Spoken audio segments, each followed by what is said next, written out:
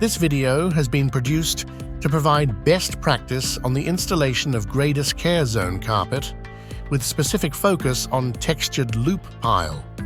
Chapter 1. Preparation.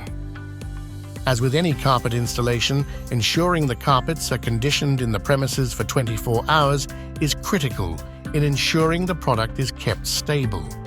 The carpet should be stored in temperatures similar to those expected during use. It is not just critical for the carpet to be conditioned and stored correctly. Ancillary products such as adhesives and seam sealers should also be stored in the same manner. Before opening the carpet from the packaging, it is essential to take note of the batch number of the roll being installed.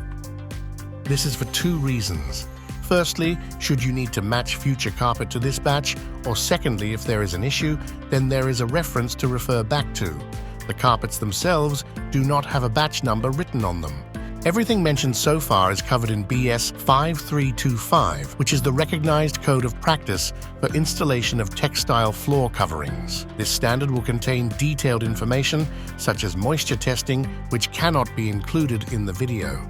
As well as the carpet and ancillary products, here are the tools you will need.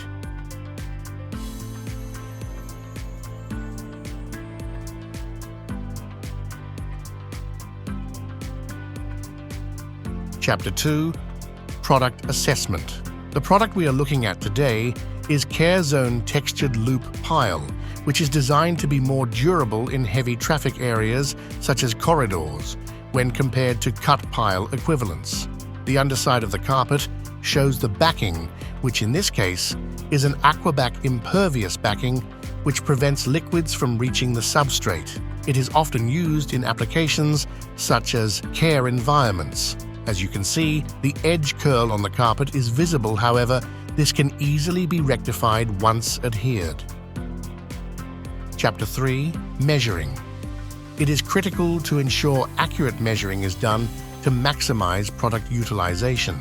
It is best practice to lay the carpet in the direction of the traffic, as this takes maximum advantage of the wear characteristics of the carpet. This also minimizes the number of seams that are required. Chapter 4. Identifying loop lines. There are loop lines that run along the length of the carpet, and it is important when installing the carpet that any cuts made are between these loop lines. One method of identifying loop lines is with a row finder. A row finder is designed to separate rows, leaving a visible line that can be followed when cutting. It also minimizes the chances of damaging rows when cutting. The preferred method recommended by Gerflor and Gradus is by pulling a thread to physically remove one loop run from the length of the carpet at the position where cutting is required.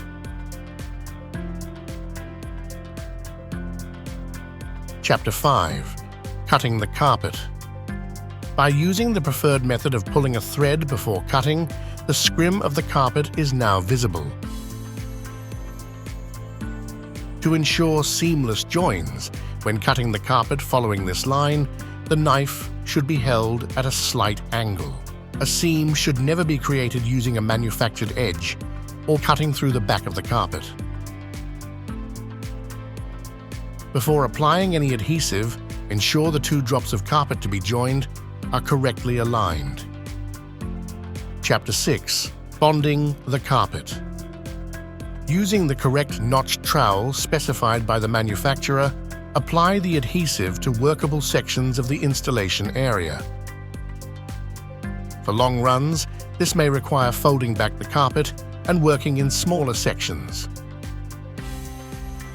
For some subfloors, the carpet will need to be laid into the adhesive immediately. Some subfloors may require you to leave the adhesive to flash off before laying the carpet into the adhesive.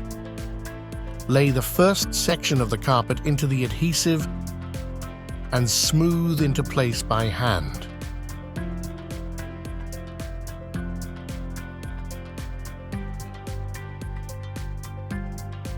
Use a carpet glider to ensure adequate transfer of the adhesive onto the backing of the carpet before moving on to the next section of the floor. Chapter 7. Seam Sealing. Once the first cut has been laid into the adhesive, Seam sealing the open edge should be completed to enable the two pieces of carpet to be bonded together and also to prevent the carpet fibers from fraying. The seam sealer contains a liquid applied using a special applicator.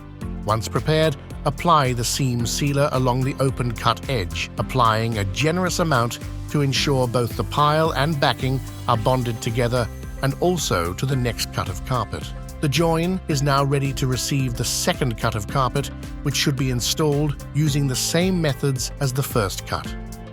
Special attention should be given to ensuring that both sections of carpet join together adequately with no adhesive reaching the face of the carpet.